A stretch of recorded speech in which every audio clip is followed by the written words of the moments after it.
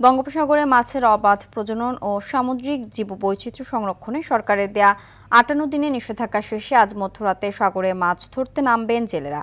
দীর্ঘ অপেক্ষার অবসান ঘটিয়ে মধ্যরাত থেকে গভীর সমুদ্রে মাছ শিকারে যাওয়ার শেষ মুহূর্তের প্রস্তুতিতে ব্যস্ত উপকূলীয় জেলাগুলোর লাখো জেলে। জাল মেরামত, ট্রলার সংস্কার আর রসদ মজুদের মুখর নোয়াখালীর হাতিয়া, বরগুনার পাথরঘাটা ও পটুয়াখালীর রাঙ্গাবালির জেলেপল্লীগুলো। প্রতিনিধিদের পাঠানো তথ্যচিত্রে জানাচ্ছেন লিওন আজাদ।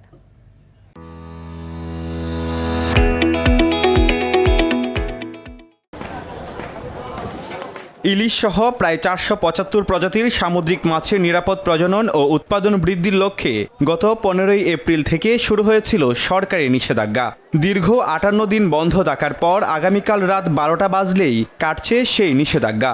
আর তাই শেষ মুহূর্তের প্রস্তুতিতে দম ফেলার সময় নেই নোয়াখালীর দ্বীপ উপজেলা হাতিয়ার জেরেপাড়ায়। এতদিন বসা থাকার কারণে অনেকের মন মানসিকতা খারাপ ছিল, যেহেতু সরকারের আইন মানতে হবে। ইনশাল্লাহ আমরা আইন মেনে ৫৮ দিন অফ থাকার পরে আজকে রাত থেকে সবকিছু আবার আমরা পূর্বের কার্যক্রমে ফিরে যাবো ইনশাল্লাহ। নৌকার কেউ জাল তোলে, কেউ বাইরে থেকে আনে, কেউ নৌকার কাজ করাইছে, এরা সবাই একটা আনন্দের মাঝে আছে। এদিকে রাঙ্গাবালিতে দীর্ঘদিন অলস বসে থাকা ঘাটগুলোতে এখন নতুন প্রাণের সঞ্চার হয়েছে। ট্রলারে তোলা হচ্ছে জ্বালানি তেল, বরফ, খাদ্য সামগ্রী ও মাছ সংরক্ষণের প্রয়োজনীয় সরঞ্জাম। সাগরে নামার সুযোগ পাওয়ায় জেলেদের মনে বইছে উৎসবের আমেজ। সাগরে নামবো, আশা করি আল্লাহ পাক মাছ দিলে খুব লাভবান হবো। আমরা দেনাফানা আছি অনেক, এই দিয়ে আশা করি আল্লাহ রহমতের মাছ ধরতে নামবো ইনশাল্লাহ। নিষেধাজ্ঞা চলাকালে উপকূলের নিবন্ধিত জেলেদের সরকারিভাবে চাল সহায়তা দেয়া হলেও তা নিয়ে রয়েছে নানা অভিযোগ। হাতিয়া ও রাঙ্গাবালির জেলেদের দাবি অনেক প্রকৃত জেলে সহায়তা থেকে বঞ্চিত হয়েছেন।